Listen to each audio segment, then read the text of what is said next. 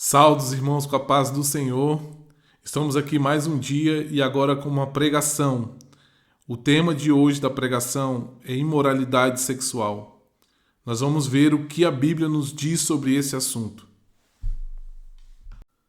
Pois bem, meus irmãos, eu gostaria de começar por Mateus capítulo 5, versículo 28, que diz assim: Mas eu lhes digo, qualquer que olhar para uma mulher e desejá-la, já cometeu adultério com ela em seu coração. Jesus está nos dizendo aqui, ele estava no Monte das Bem-aventuranças, né? No Sermão do Monte, que um mero olhar com desejo, com lascívia, já configura pecado, tá? Não precisa do adultério ser concretizado com o ato sexual. Então, meus irmãos, aí eu já entro no primeiro tópico, a pornografia. Nós temos que fugir da pornografia. Por quê, meus irmãos? Porque a pornografia vai atiçar a concupiscência dos nossos olhos. Nós vamos desejar aquilo que estamos vendo. E assim vamos cometer pecado. Nós vamos estar cometendo adultério, imoralidade sexual, que é algo que Jesus abomina, que é algo que Deus não está de acordo com a lei de Deus. Então, meus irmãos, quando você lê a continuidade dessa palavra, ela também diz o seguinte: se o teu olho te faz pecar, arranca-o e lança-o fora. Se sua mão te faz pecar, arranca e lança-a fora. Porque é melhor você entrar no céu sem um olho, sem uma mão, do que ir todo o seu corpo para o inferno. Quando Jesus falou isso, ele não estava dizendo no sentido literal que nós temos que arrancar os nossos olhos, e sim simplesmente deixar de ver. Nós temos que deixar de ver a pornografia, meus irmãos. É o primeiro ponto que eu estou querendo chegar aqui com os irmãos. E não só a pornografia. Nós vemos aí recentemente, né, uma cantora muito famosa que fez gestos obscenos e pornográficos no show dela. E muitas pessoas até aplaudiram, acharam bonito. Mas aquilo ali é uma carnalidade, é uma forma de pecar. Tanto ela está pecando por estar se expondo e fazendo os outros cobiçarem a ela, como também estão pecando aqueles que estão observando, que estão ali desejando aquela mulher que está em cima do palco. Então, meus irmãos, o que eu estou querendo dizer é o seguinte: o importante aqui é fugir da imoralidade. Fugir da pornografia. Não ver. Não adianta você falar assim: nossa, eu sou espiritualizado.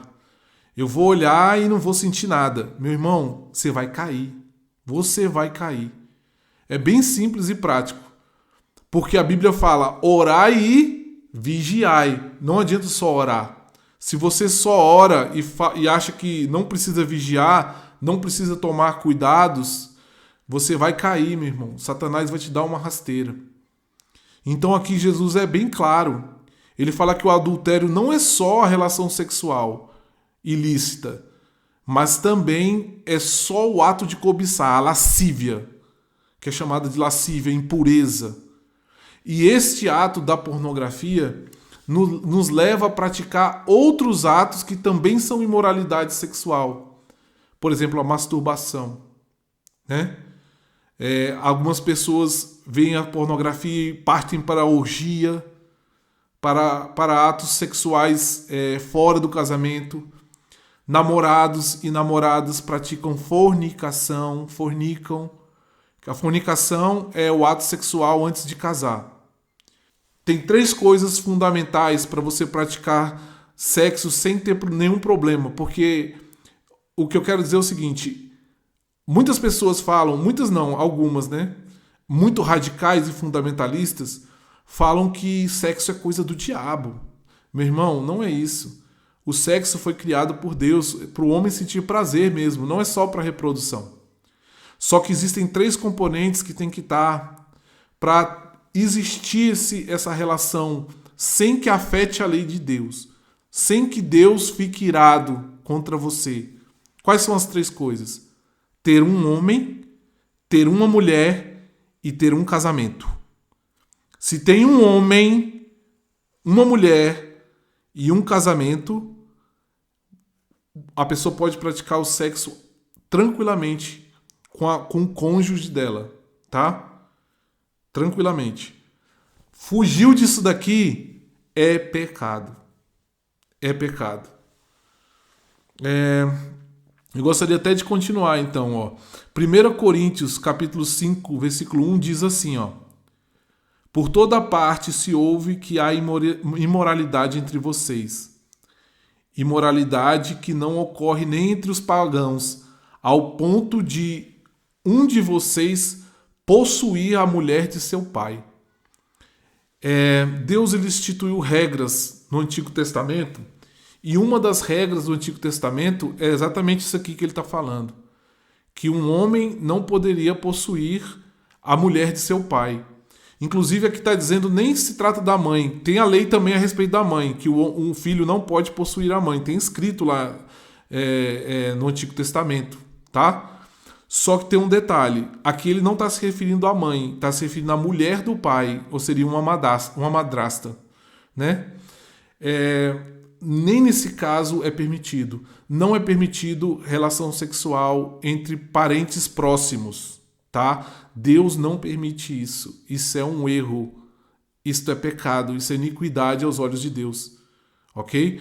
Por quê? Porque Deus estabeleceu assim, entendeu? Inclusive, quando uma pessoa de linhagem muito próxima tem relações sexuais umas com as outras, tem uma probabilidade da criança nascer com um problema mental, tá?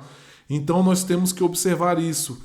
E o apóstolo estava nos dizendo nessa época que nem entre os pagãos estava tendo essas atitudes, esses hábitos de manter relação sexual com gente da própria família.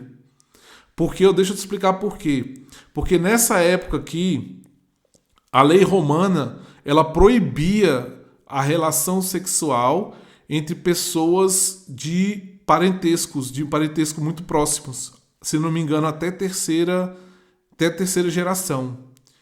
E tinha até uma punição contra essas pessoas que praticavam isso. Na lei romana, eles eram politeístas, nem acreditavam no nosso Jesus, no nosso Deus, não.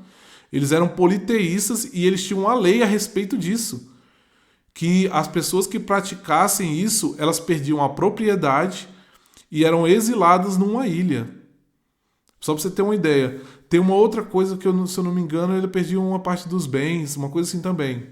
Ah, não, perdi o status social. Agora eu lembrei. Perdi o status social, era mandado exilado numa ilha e perdia a propriedade. Se cometesse esse tipo de ato.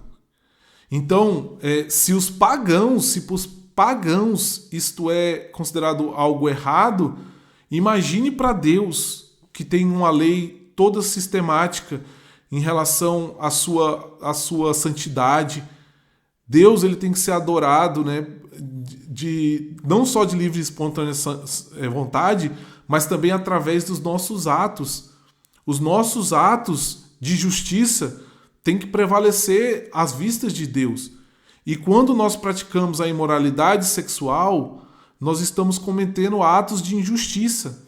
Nós estamos sendo injustos, inclusive, com as pessoas também. Não só com Deus, que nos fez para a glória dele, porque nós pertencemos a Deus. Os cristãos pertencem a Deus, tá? Nós somos pertencentes a Deus.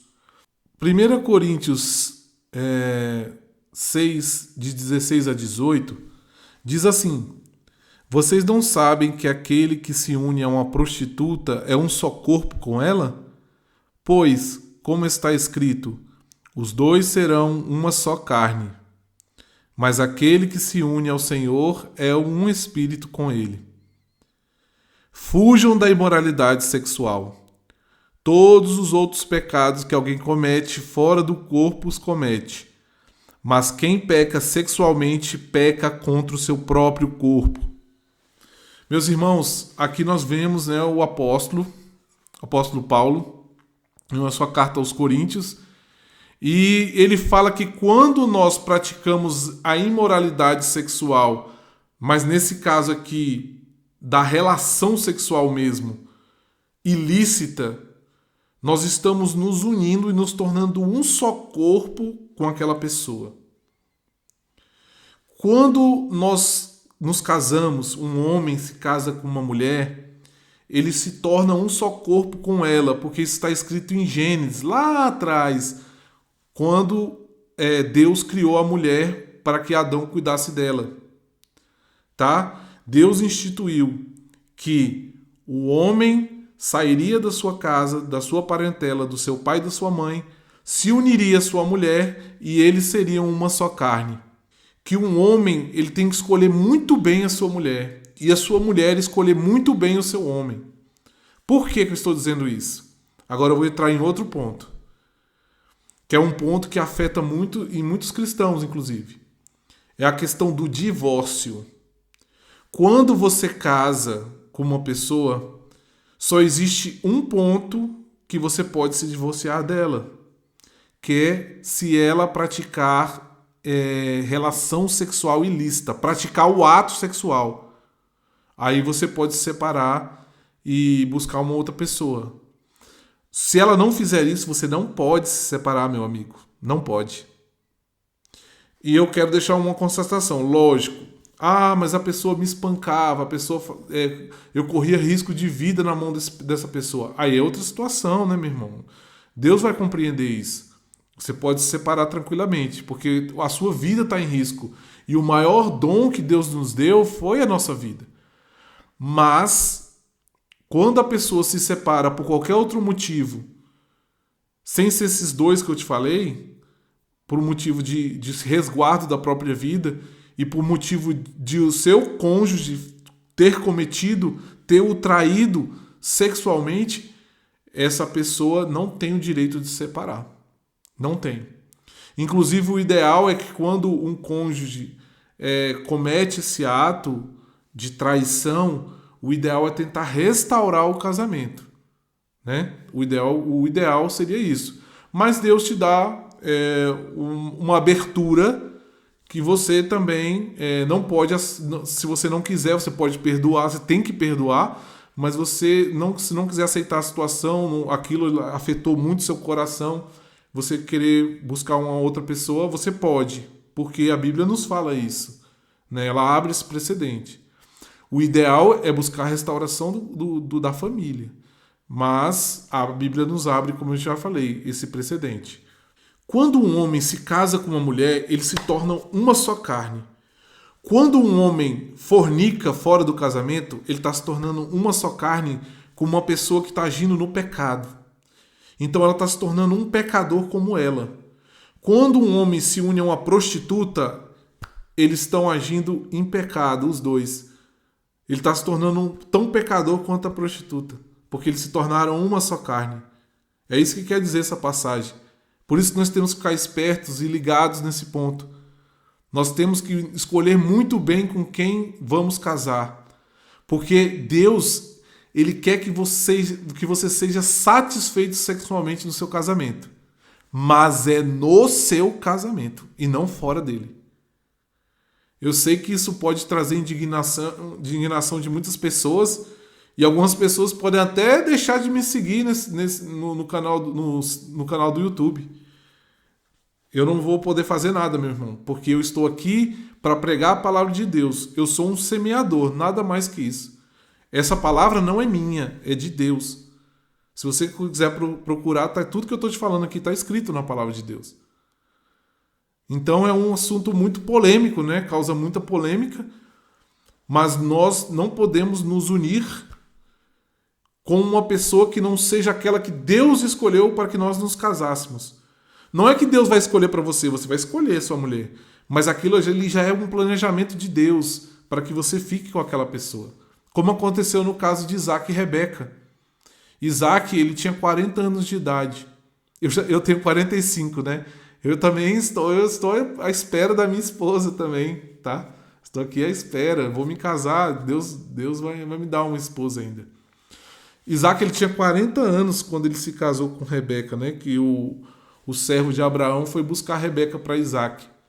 Aquilo tudo foi um planejamento de Deus.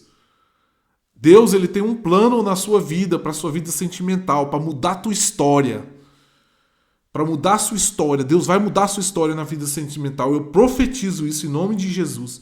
Você que está assistindo esse vídeo. Mas você tem que fugir da imoralidade sexual. Fuja dela. Fuja da imoralidade sexual. Busque a Deus.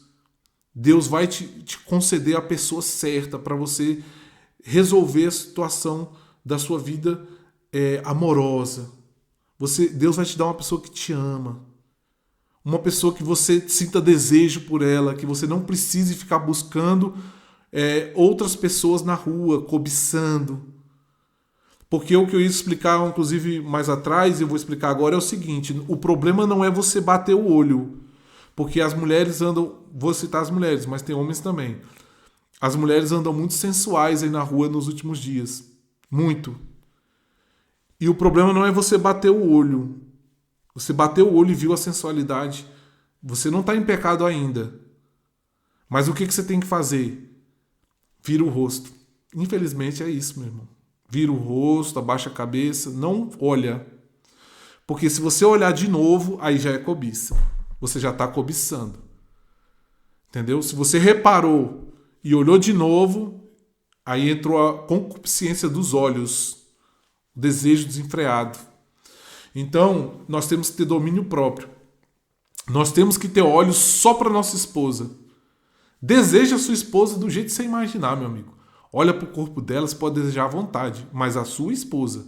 E você, mulher, deseja o seu marido. Não fica desejando outros homens na rua, não. Que é errado também. Tá bom? Então, vamos continuar aqui. Efésios capítulo 5, versículo 4 diz assim, ó: não haja obscenidade, nem conversas tolas, nem gracejos imorais, que são inconvenientes, mas ao invés disso, dê ação de graças. Olha só, não haja obscenidade. Então, a obscenidade também é um tipo de imoralidade sexual. Você ser obsceno, falar palavrão, você ficar soltando cantadas nas mulheres na rua e utilizando-se de palavras torpes. Entendeu? Eu não estou dizendo que você casado com a sua mulher, meu amigo. Meu irmão, se você casou com uma mulher, se é um homem só, uma mulher só, estão casados, meu irmão, o que vocês fazem entre quatro paredes é entre vocês e Deus. O que eu estou querendo dizer é o seguinte: quando nós falamos um palavrão, uma imoralidade, através da nossa língua também pode se configurar imoralidade sexual.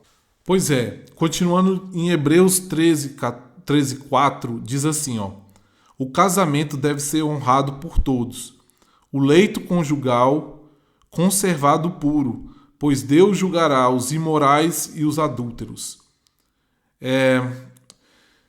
Nós devemos, quando a gente casa, não significa que nós possamos praticar adultério, isso é óbvio. O leito nupcial tem que estar puro e imaculado. O que quer dizer isso? Por exemplo, um homem que traz um outro homem para manter relação sexual com a sua mulher. Ah, mas eu casei, eu sou casado, eu casei com ela e eu posso fazer o que eu quiser. Ótimo, faça o que você quiser, depois você será julgado por Deus, é o que está dizendo aqui. Deus julgará os imorais e os adúlteros. Então, não é porque você é casado com aquela mulher que está tudo liberado, não é assim. Você tem a sua vida sexual com ela, vocês dois, mas ali está fechado entre vocês dois. Se você começa a colocar outras pessoas para macular o seu lar, para macular a sua cama, que você dorme com a tua mulher, isso daí já se configura um pecado e muito grave. Algo que é repugnante aos olhos de Deus. O sexo é uma coisa maravilhosa que Deus criou para o homem e para a mulher. E como eu disse anteriormente no começo do vídeo, ele foi feito para satisfação mesmo, para prazer, não é só para reprodução, como alguns falam. Não é. Porque senão Deus não teria criado a satisfação que nós sentimos, que inclusive aqui na Terra o maior prazer que um homem pode sentir é ter uma mulher, possuir uma mulher. É o maior prazer que o homem pode sentir. Eu não sou mulher para dizer que a mulher também sente. Eu acredito que sim, que também seja no caso delas, né? Mas o que eu estou querendo dizer é o seguinte: é que nós devemos praticá-lo de acordo também com a lei de Deus. E a lei de Deus institui o casamento, meus irmãos. Ah, Renan, mas eu não sou casado. Meu irmão, começa a planejar isso com a tua esposa. Vamos casar, vamos botar essa aliança no dedo. Você não ama sua esposa? Sua esposa não ama você? Vocês só não são casados. Vocês só não chegaram perante Deus e fizeram um juramento, que é o juramento do casamento, né? Então, regulariza esse caso, essa união, transforma isso numa coisa que seja agradável aos olhos de Deus. Rapaz, casa com essa mulher, mulher casa com esse homem. Porque antes as mulheres que buscavam o casamento, né? Mas as mulheres nem estão buscando mais, porque o mundo do jeito que tá, essa bagunça, né? Nem as mulheres, tem muitas mulheres que não estão querendo casar mais. A gente vê na internet mulheres cobrando dinheiro. Eu já vi no meu Facebook menina pedindo dinheiro para você ver ela nua. Onde é que está Deus nessa história? Onde é que Deus entra? Isso é totalmente diabólico. Tudo que foge disso que eu te falei, um homem e uma mulher e o casamento, quando entra na parte sexual, tudo que foge disso é diabólico. É a cilada de Satanás. Os adúlteros estão na cilada, estão sendo aprisionados pelo diabo. Os fornicadores, pessoas que praticam masturbação, pessoas que veem pornografia. Pois bem, são pessoas que estão no mundo do pecado ainda. Pois bem, agora eu vou explicar para vocês como nós devemos fazer para vencer essa barreira. Você que tem dificuldade na área sexual, não importa aonde, você que está praticando a imoralidade sexual. Nós vamos agora para essa última parte que eu vou dizer como é que devemos agir no caso das relações sexuais ilícitas e da imoralidade. Pois bem, nós temos que ir para Gênesis 39, que conta a história de José, tá? José, ele foi vendido pelos irmãos dele e ele trabalhou como escravo de Potifar. Mas Potifar era tipo um capitão da guarda, tá? Um capitão da guarda, um oficial do faraó. E Deus era favorável a José. E Potifar começou a perceber isso e colocou José tomando conta dos bens dele, tá? E a mulher de Potifar, que era uma mulher muito bonita, certamente, porque ele era a mulher de um oficial, né? Ela devia ser uma mulher muito atraente. Ela começou a reparar em José. E ela começou a perceber que José, ele era um homem de boa aparência, né? Diz a Bíblia, inclusive. E era um homem atraente.